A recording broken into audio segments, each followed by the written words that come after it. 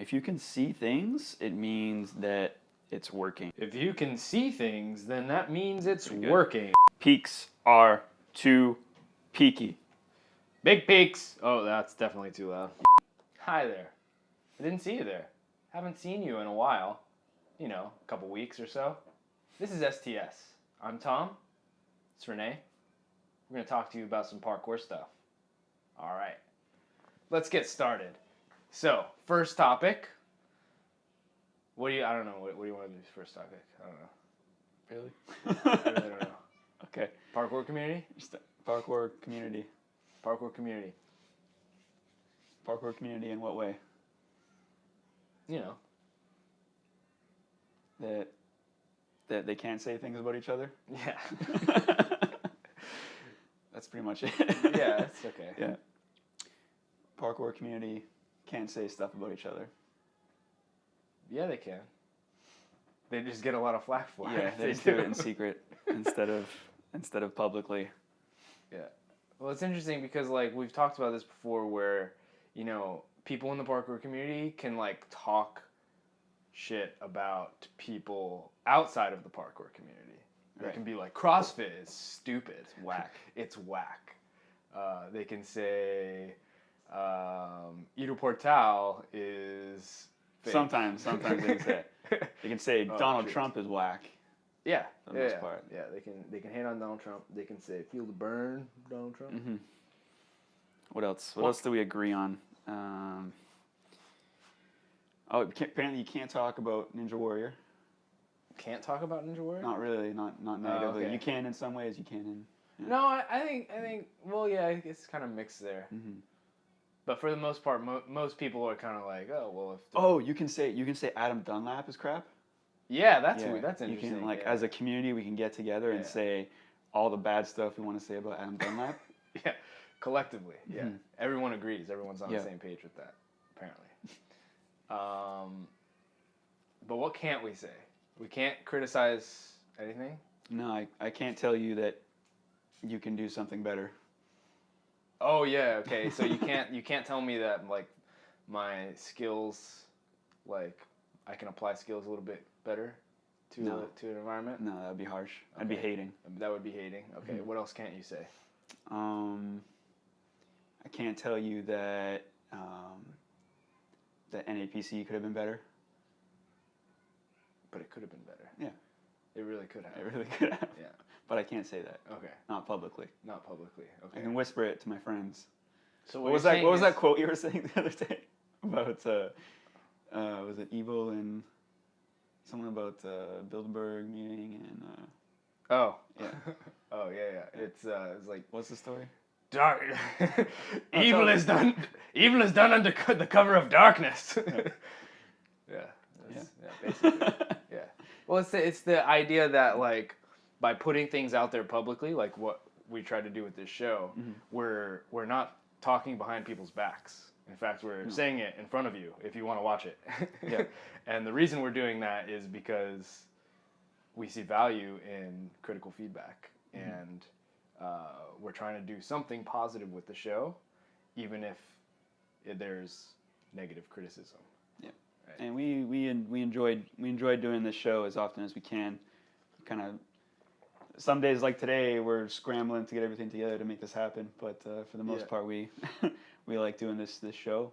We didn't plan on doing it every week, but that's what we're trying to do now for the most part. Except for the last 2 weeks. Yeah, and if you like the show and you want us to improve it and make it better, then please, the best thing you can do to support it is to share it on social media, give it a like, all those things go a long way. It's interesting because we've gotten some really valuable, like, positive feedback about the show, mm-hmm.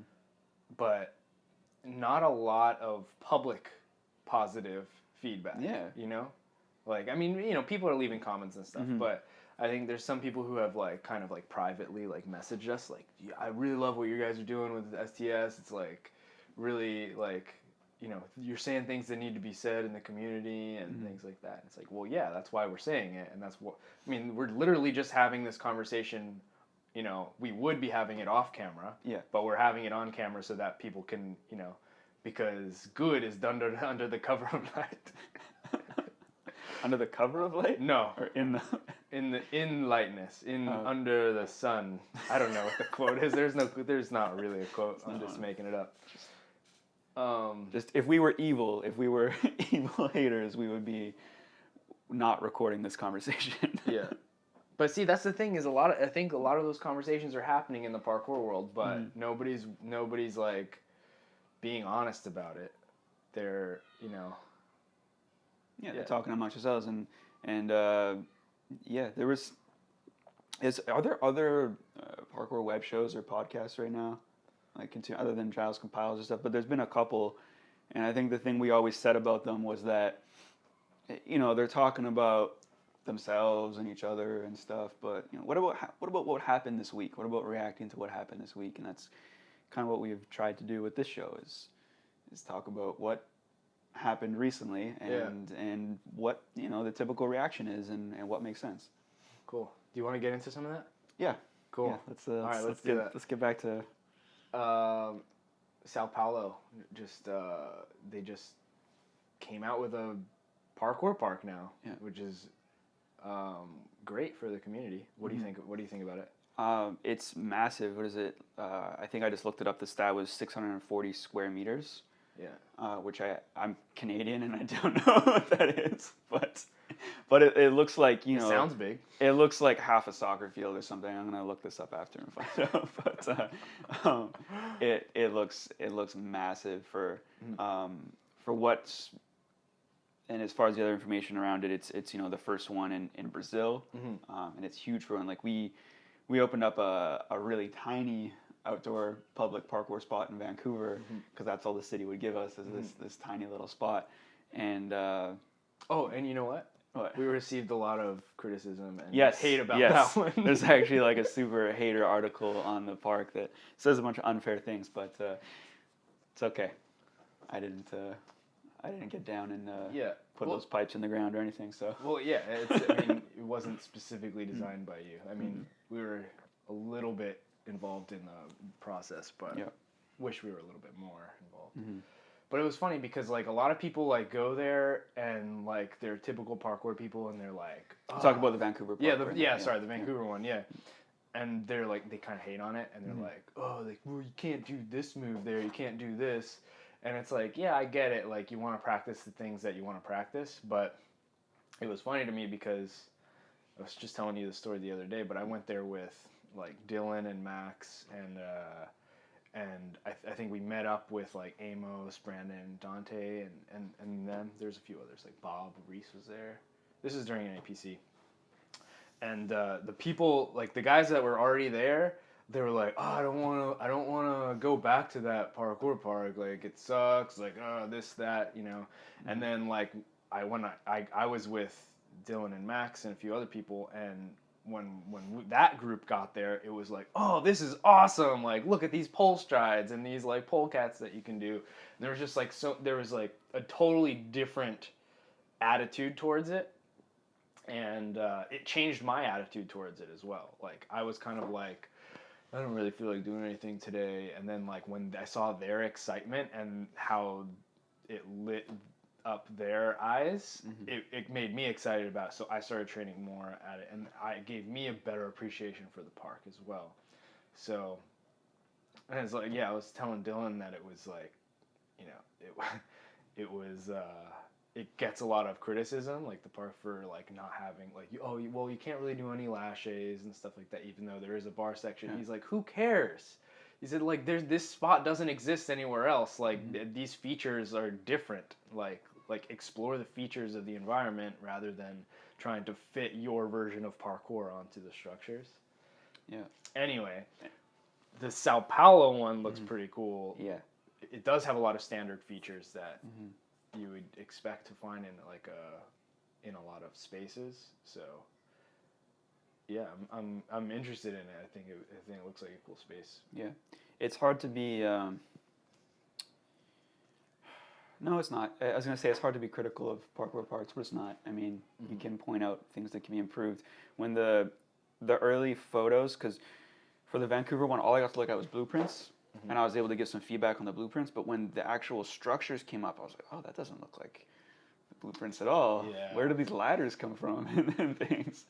This is only you only seeing like a top down and like and side view from a certain thing. So it just kind of, I thought it was going to be a more standard. What you see, you know, is I think there's people kind of have a good idea of what a standard bar structure looks like now, and it gets repeated in parks and in gyms. Is, you know, you have your high bars for lashes and bar tricks, then you have maybe some lower railings and stuff, and that's kind of what it looked like in the blueprints. And then when it and I sat down with one of the architects and we looked at it, and that was my understanding, which is like, oh, it's gonna be just like the one in your gym. Okay, cool.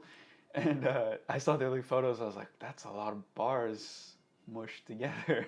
Yeah. It looks like they just went overboard on it. And yeah, I felt a little bit panicky when that first came out. I was like, oh, people aren't gonna like this. But yeah, you know, at the end of the day, you come down to, if I was just doing parkour and I had no knowledge of this park or anything, and I stumbled upon it, and it's a spot that has what it has, and no one can kick me out of there or anything like that, it's amazing. It really is, If you just stumbled upon a spot with a bunch of just weird structures and things that no one can kick you out of, you might be one of those people where, oh, I'm, you know, mostly a flip guy or whatever, and I'm just gonna, oh, they got a sand pit, cool, I can do some stuff off here, and you might ignore. That's a pretty awesome feature, to be honest. It's like right next to like volleyball courts, which doubles as a sand pit. And you might ignore the other features of the park if it's not your style, but I have a feeling that it's something that you would revisit and start to appreciate, simply because of the fact that no one can kick you out of it. Yeah. It was really cool. Just looking at the photos of, it looks like the grand opening of the Sao Paulo Park. It looks like there's a lot of kids, and it looks like a really successful community event. Like the opening of the park, and that's always really exciting to me, is whenever I see kids like climbing around on stuff. Like when we had how many kids in the gym over the course of spring break, that it was a little bit crazy in here, but at the same time it's exciting because there are a lot of kids that are actually practicing skills and doing you know, maybe not just playing jump to the mat. Jump to the mat. It's the best game ever. Yeah. But yeah, no, the Sao Paulo, the opening, it looked like there was a lot of people there and a lot of kids, a lot, you know, very like diverse age groups, which is cool. And I'd like to see more of those public spaces made available all over the place. You know? So yeah, just encouraging more physical activity and movement and parkour. If people want to use it for parkour, I mean, I've been at the Vancouver Parkour Park and people are doing like pull-ups and stuff, and it's like, great. You know, that's awesome. That's exactly like what I want to see at that place. You know, I'd like to see people do bar precisions, but if they're not doing that, at least they're doing pull-ups, right? Yeah. They're using the space, so that's cool. You have anything else to say about Sao Paulo? No, I mean, congratulations. I think, congratulations. I think we're just talking about it because they're doing some great things. So good for them. Cool. Wanted to talk about like what everybody's freaking out about over the past day. Yesterday, Instagram is updating. Yeah. And everybody's begging everyone to... My newsfeed sucked yesterday. It was just the same post. You're going to turn on notifications. And did you try to do that? Did you try to turn on notifications? I didn't do it for anyone. Because I don't know what it does exactly. I actually wanted to look that up, but I went to turn it on, and it was like, oh, you have notifications turned off. And I was like, yeah, I have them turned off because I don't want an alert every single time someone likes something or whatever. That's really annoying. So I don't know how that works. Can you turn on notifications per person or something? Or is that what it is? I think that's what. But then I don't want to do that either. I don't really want to get an alert every single time someone posts a photo or a 15-second clip. Yeah, that's not at all. That's not at all. I mean, I don't know what Instagram's trying to do right now. Like, it seems like they're trying to get basically. It doesn't make any sense because you're already following somebody, but it's what they're doing. Money. Yeah. They're playing a tiny violin. Yeah, it sounds so like you're already following somebody, but then you have to turn on notifications for that individual person because it's going to act more like a subscriber list where you're notified every time somebody updates, which is really stupid. I don't want a text message every single time someone updates. Basically, yeah. Though, so I'm very much not interested in that. We'll see what happens with it. I haven't turned on any notifications for anybody. No. That being said, if you're following Tom Jumps, turn on your notifications. I don't know. I was gonna make a post yesterday. I saw someone. Martin Mills say just made a post said don't turn on post notifications. I thought that was good. Yeah. No, don't do it. I mean, that's the thing too. If you don't like the way they're changing their form, I mean, it's probably too late. People are probably gonna bend to whatever. But so if you go to your favorite restaurant, and all of a sudden they change something and they say like, oh, you need to. This is a bad analogy, but they change something and they say you have to do this extra thing now to come to this restaurant and do what you normally do. You could do that, or you could just stop going to the restaurant, or just don't do the thing they're telling you to do, and chances are the business will change and say, oh, people don't like this, we'll continue to do it. Yeah, but you know what's a funnier example? Is every time like Facebook changed their like format. Remember how like there was like a series of changes over the like, I don't know, maybe like a couple years ago, they were like making like pretty significant changes. Everyone was like, "Oh, like boycott Facebook, like complain to them, tell them that you don't like this." Everybody just got used to it. Everybody just got used to the way Facebook worked after the update. You're gonna go use the other Facebook. Yeah. Oh yeah. You're gonna go use the other Facebook. You don't want to turn on notifications? Well, you should use your other Instagram. Yeah. Yeah, it doesn't work. No. Yeah, we'll see what happens. Maybe they'll make changes. I already don't like the changes they've made with like the changing it from likes to views on videos. I don't understand why they can't just include both on the same thing. But for everyone that doesn't get it, why they're doing this, it's pretty obvious. If you notice in your feed now, you have sponsored content that didn't used to be in there. But what they want to do is they want you to eventually pay for a top spot. So if you want your post to be seen more, you can pay for it to be there. Otherwise, it's going to go off of some sort of weird algorithm that's basically what'll probably happen is the post that you click like on the most will show up first in your feed. Yeah. And then chronologically from there, it'll go. Or not chronologically, chronologically is what it is now. It's like whenever someone posts something. And I can see why, I don't know, I'm sure there's people that spam Instagram. It's full of bots now. It's full of who knows what followers and likes mean now. It's all kind of a mess. It used to be, when Instagram kind of first started, well, when I first got it, it felt a lot different. Just in terms of what followers meant and what that turned into for views and stuff. But yeah, I don't know. Well, I mean, it makes sense. It doesn't seem like Instagram was a particularly profitable piece of social media. No, not at first, and I think they're trying to turn it into profit. Well, like they built a huge network of people that are using it and profiting off of it. Actually, there's a lot of people that are using Instagram as a way to make money through like as advertising space. But Instagram itself, it's not. Yeah, it's like because Facebook bought Instagram probably because they saw potential in it to make money, but not immediately. It's an investment, right? Something that takes time to develop, and now they're rolling out changes slowly to make it. You saw the Social Network movie, right? Not that it has like any, not that it's completely accurate or anything, but there's a quote from there where they're sitting down with Justin Timberlake, who's the Napster guy, and they say they want to monetize Facebook. It's like one of them saying we monetize it right now. He's like, no, don't, like, you're just having a party right now. It's not cool if you monetize it. Wait, get it cool first. Well, Instagram's cool now. Suddenly. So now it's time to monetize and make money off of it. Yeah. They got you. It was inevitable. Yeah. All right, let's move on. Okay. Is there any topics that you wanted to talk about specifically? Because I've got one more thing to talk about. Let's go to that then. It was the drone parkour video that Storm released. Not necessarily talking about the video, although the video was really dope. And the cool thing about it to me was that it wasn't intended to be a cool video. It was a test, right? They were just testing the equipment, to see how it worked and like trying to get some cool shots. And then it turned out to be like kind of cool. And then they edited that drone parkour video together. Just want to talk about like drone shots in parkour videos. Like, is that going to be the new thing? Yeah, because it already kind of like I have to buy one. Yeah.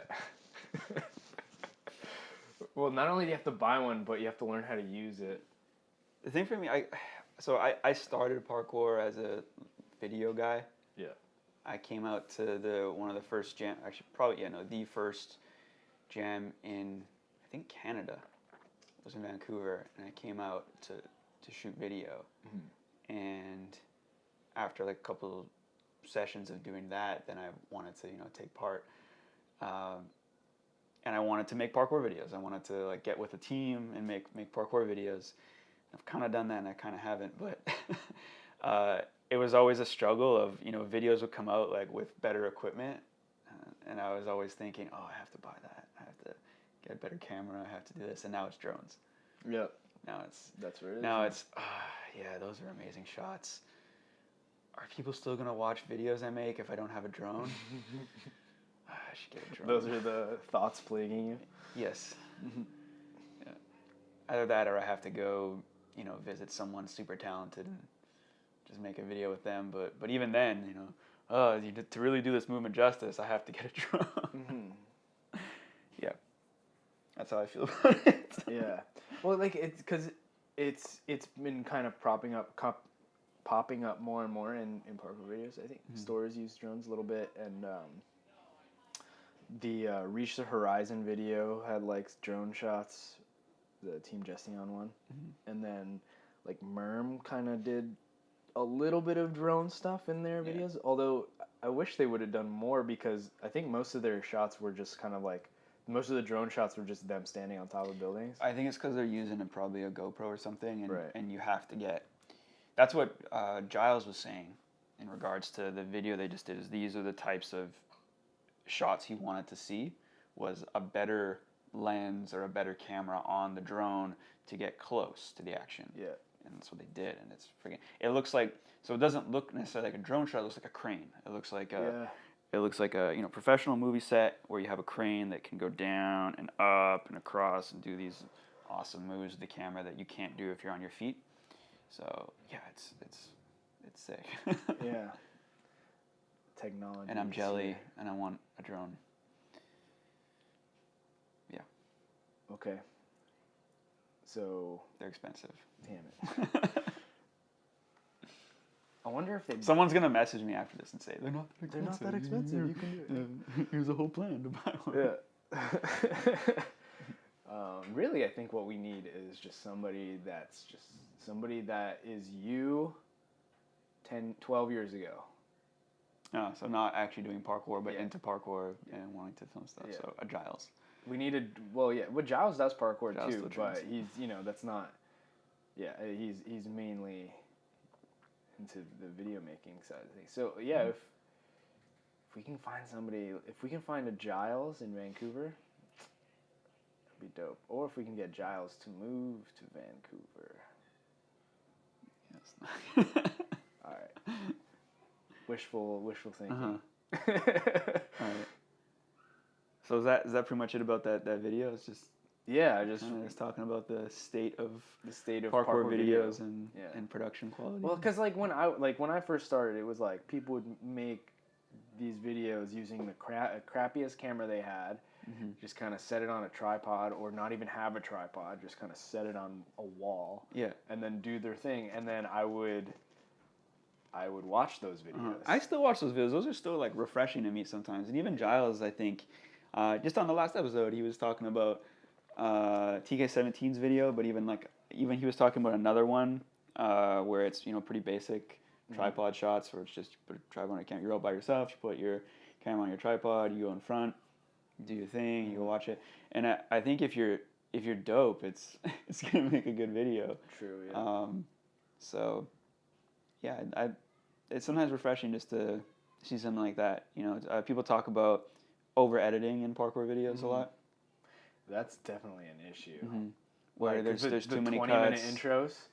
20-minute intro of them like walking and slow yeah. flip and sunsets. Well, that's not. I mean, that's not necessarily editing, but that's okay. like B-roll. I mean, what I meant was like really fast cuts. Oh. So you don't even get a sense of, was that all one line? Was it together?